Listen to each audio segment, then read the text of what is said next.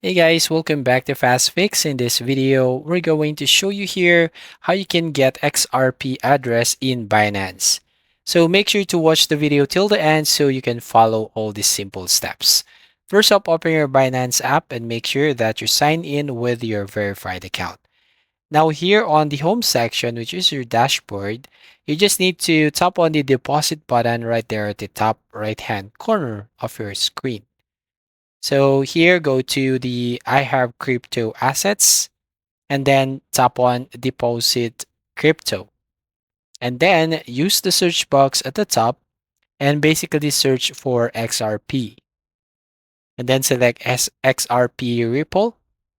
Once you select on that, as you can see, we have different networks and every network here has different address.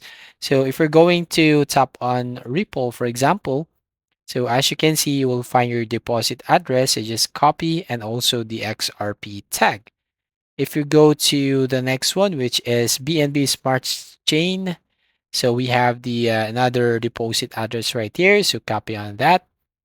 And also on the third network, which is Ethereum, we have also here. So just copy again the deposit address, and also finally the BNB beacon right here.